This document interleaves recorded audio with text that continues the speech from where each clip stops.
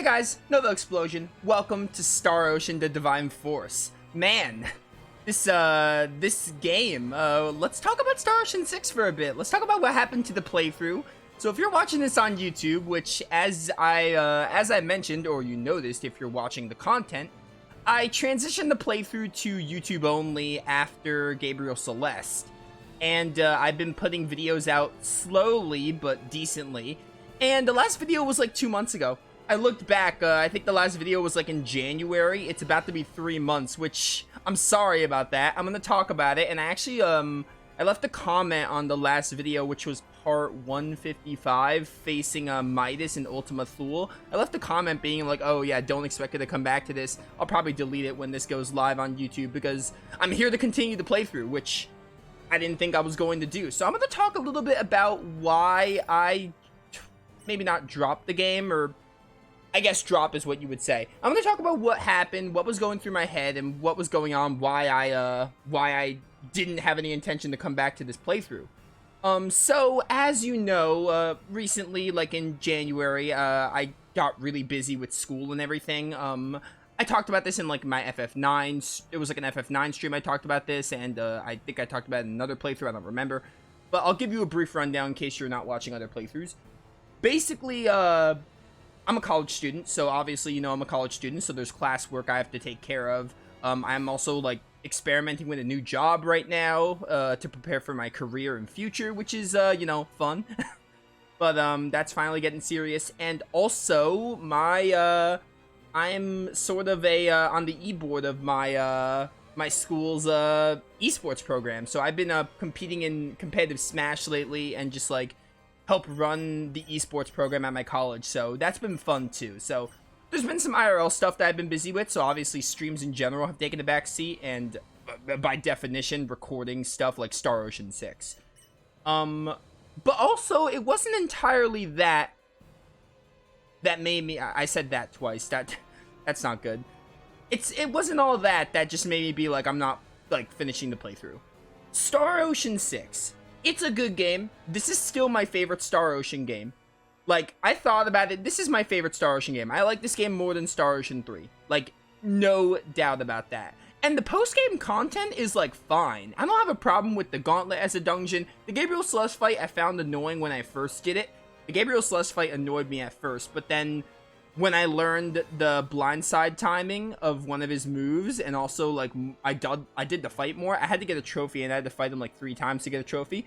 Once I did the fight more, I started to like it more. But, my problems with that fight aren't really with Gabriel himself, just the combat. But that's a story for another day. I'm not here to, like, review Star Ocean 6.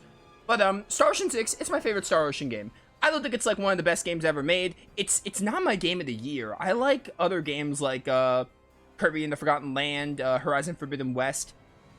I probably like this game more than 3 Hopes, because the ending of 3 Hopes kind of let me down. I still really like 3 Hopes, though. But, I still like other games more. I think other games, there are better games than Star Ocean 6.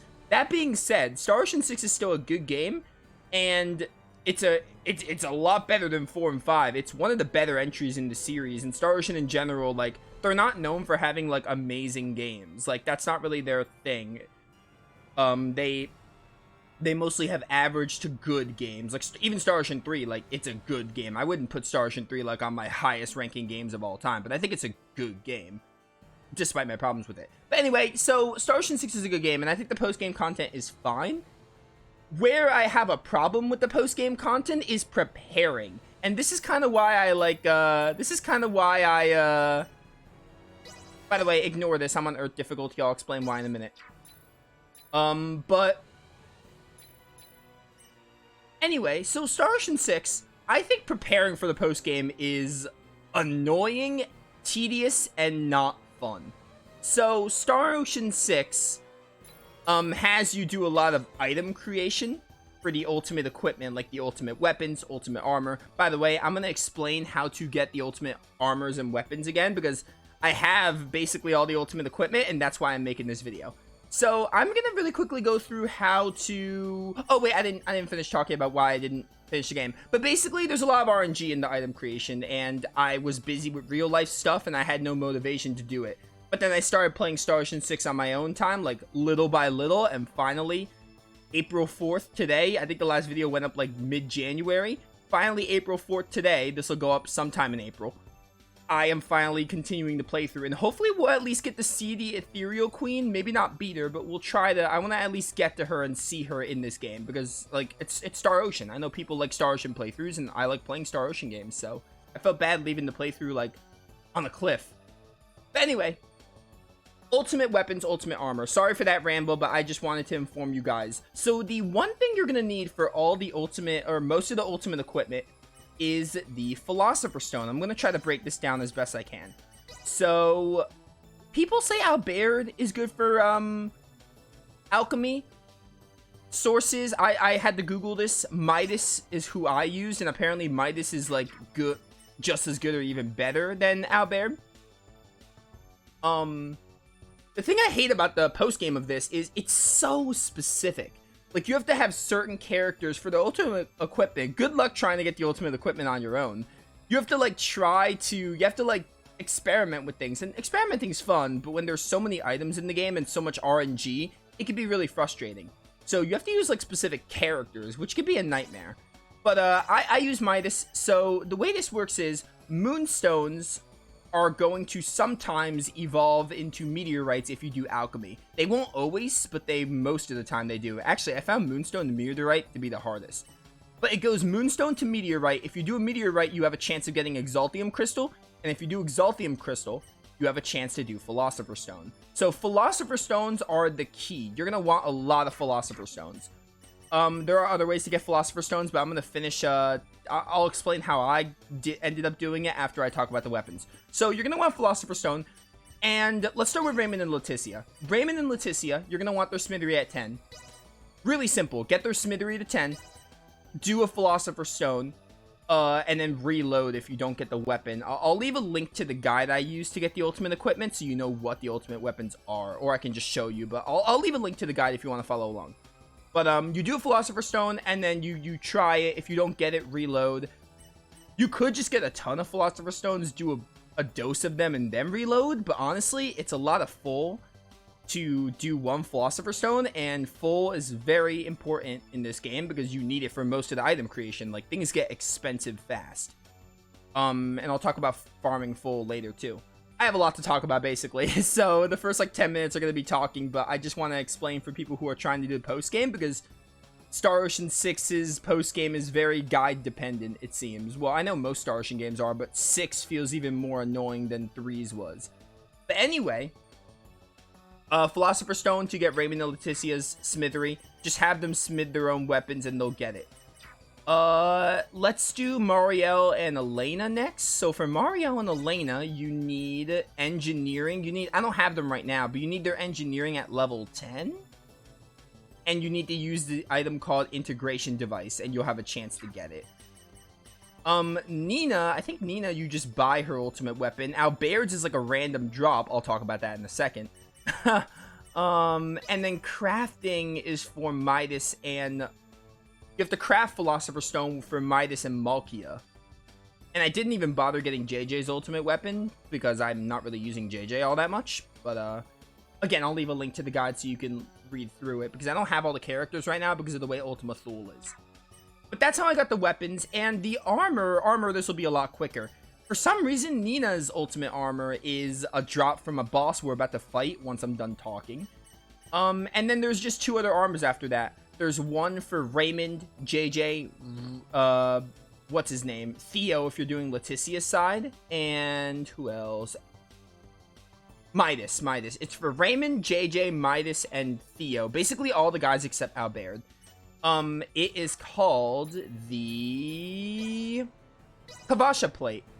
So the Kavasha Plate is the ultimate armor for Raymond, JJ, Midas, and Theo. So for my case, I have it for Raymond, Midas, and JJ, because I don't have Theo, because I'm not doing Leticia's side. I will do Leticia's side, most definitely.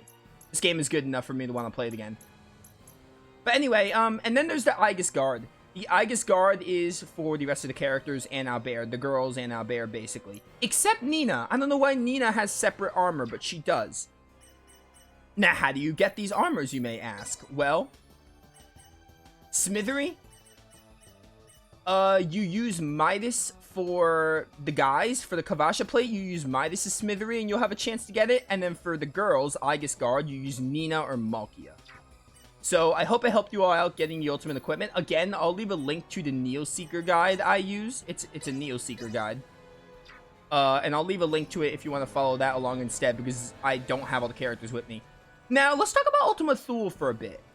I don't hate the post-game of Star Ocean 6. I do hate that Ultima Thule, if you leave Ultima Thule, you have to do the whole thing over again. So I had to leave, and I had to refight everything again.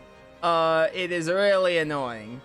And, let's talk about Santa here. So, level 9 has a boss. We're on level 10, as you can see. Level 9, I think I ended the recording. Did I end the recording with beating Midas, or did I end the recording with fighting Santa?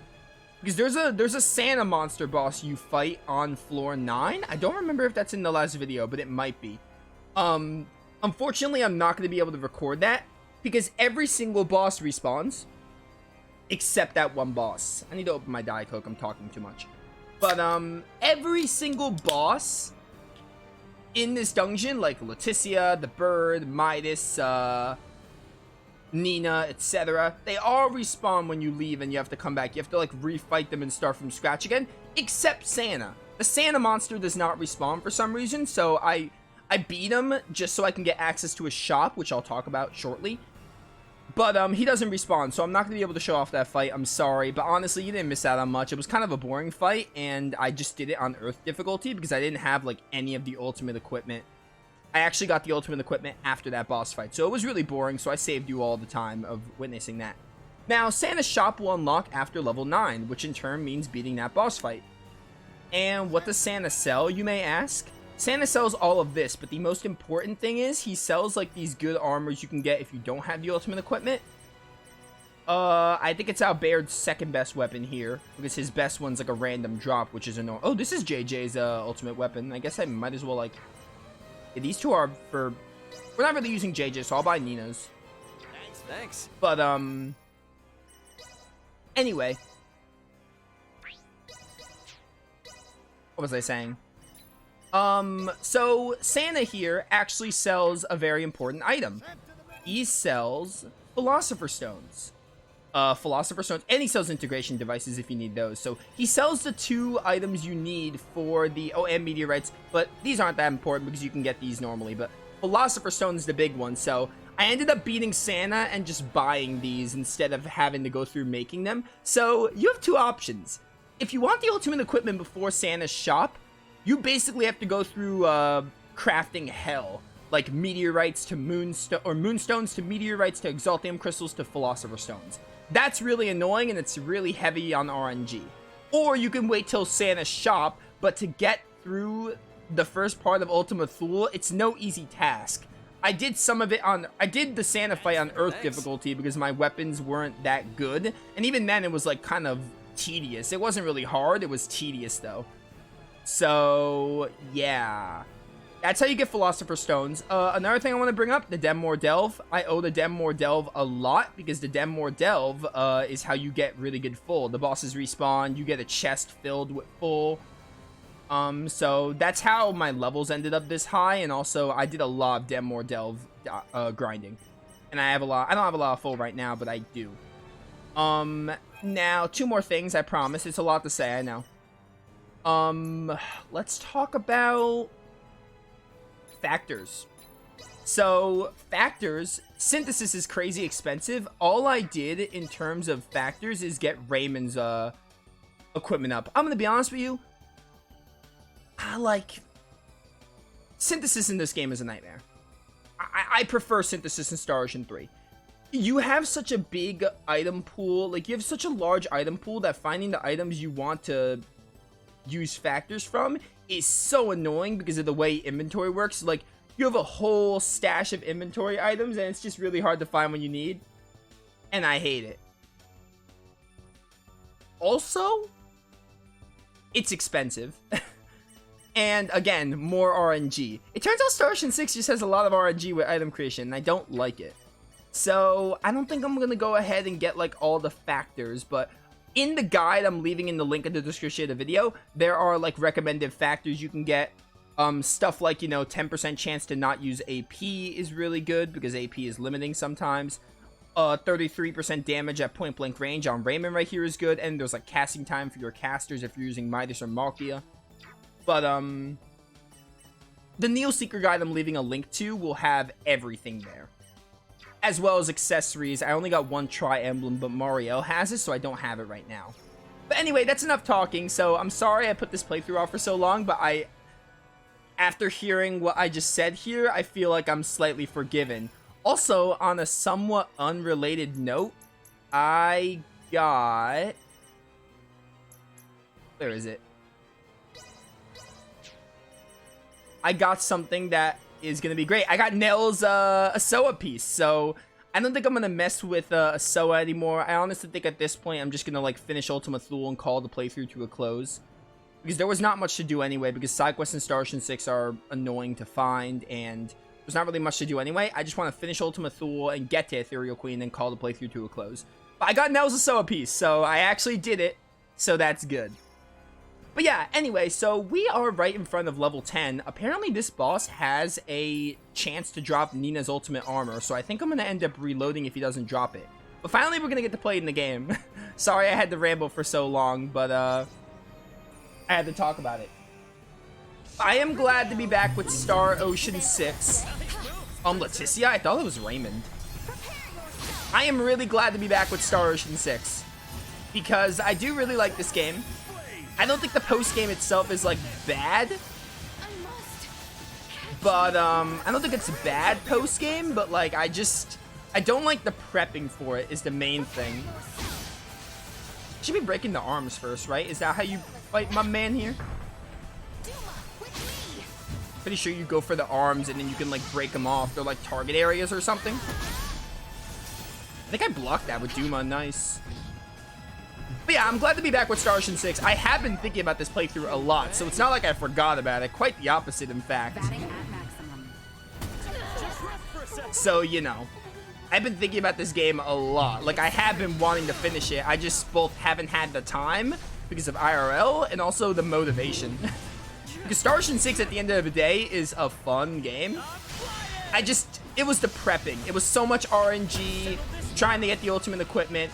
Prepping for, like, the post-game and fighting the bosses is what I didn't like. The prepping of 6 is annoying. Star Ocean 3 wasn't necessarily all easy to prep for, but, it wasn't this annoying, IMO. But yeah, we're fighting Mudman Neo. I'm hoping we can at least, like, finish Ultima Thule and get to, oh, I perfect dodged the Porcupine, so it messed up my, perfect dodge for the other thing. I cannot believe I didn't get that blind side. Also, I hope the audio is good, because Star Ocean 6, I remember being quiet when I streamed it, and FF9 was, like, at a different decibel. Hopefully I have that right. Oh, Nina's dead? We should do something about that. I just realized, like, Nina can't get any... No one can get Nina up. Nina's the only one with a revival thing. There you go, Nina. But yeah, I'm excited. I want to, like, do more of the post-game. I've always wanted to do more of the post-game. Like, it's my favorite Star Ocean game. And the post-game itself is fine. It's just a matter of the prepping leaves a bit to be desired. Nina keeps dying. Nina is the only one without her ultimate armor, so I guess it makes sense that Nina's the one that's dying. I hope we get this drop, because if not, I'm gonna just reload and fight him on Earth difficulty. Because I'm doing the fight on Galaxy now. But if I don't get the drop, I'm just gonna do it on Earth so it goes faster. Hey, Battling Assault.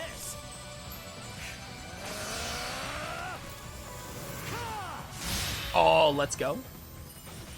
Yeah, I'm doing the rest of this on Galaxy. I did most of the post-game, the later post-game on Galaxy, some on Universe. I messed around with Chaos Mode when I was doing, like, the Demore Delve, but the Demore Delve isn't that difficult. But for all this post-game, probably just gonna do Galaxy. I just want to finish it. And I don't have the intention or want to grind more than I already did. It was already enough of a grind to get this prepared. So if this is enough to at least... I don't want to do Earth. Earth I do not want to do. But if the Ethereal Queen's, like, annoying on Galaxy with what I have here, then I'll do Earth. But I'd rather not do Earth. I'd rather do at least Galaxy. Galaxy is a standard difficulty for me. So I'd rather go at least Galaxy. So I hope this is enough to at least be like, hey, you can at least handle it on Galaxy. Energy levels low. Alright, take me to Leticia. Out of my sight. Wind. That's the wind move. I love that move. Anyway, I think Ultima Thule is like a fine dungeon, by the way. I do hate that you have to like redo it every time you leave. That got annoying. There were times, I think there was a time I like ran out of revival items and I had to leave and I had to do like all the bosses again. And at that point, I just played on Earth to catch up to where I was. I cannot believe I got hit by that. Your hitbox is whack. But, you know, I think Ultima Thule is like a fine dungeon. Let me tell you something. I never finished the Wandering Dungeon from 4, but the Wandering Dungeon from 4 is one of the worst post-game dungeons, period. Ultima Thule is not that bad. Again, I think the post-game of 6 is solid. It's not, like, amazing, but I think it's good enough. It's just the prepping. Oh, he's in a low HP state. I think it's, like, solid. It's really just, like, the prepping I hate. I just don't like preparing for the post-game. It's just not fun. Once you get everything, I think it's like, the game is still fun, the combat's really fun. I have my issues with the combat, but this game's combat is still really solid. It's not like as good as Tales of Arise. When I think of this game, I often compare it to Tales of Arise because Tales of and Star Ocean are so similar. I really want to do a video one day where I just compare the two games. I definitely like Tales of Arise more as a game, but I want to like do an in-depth video where I compare the two. Because there's some things I want to talk about with them. But I feel like I can't do that video until I finish 6's post-game. Because I can talk about the post-game with that video. Let's go. Behold the supernova. This will leave a mark. Yeah, as you can see, we're doing a lot more damage. And this is Galaxy. Imagine Universe. I feel like Universe just requires like more factors. Like being super OP, it takes way too long to get super OP, so I'm just like, I'd rather just do this on Galaxy and say I did the post game, you know? Hey, let's go. It'd be different if it was fun. Did I get Nina's ultimate armor? I feel like I didn't. It would have popped up.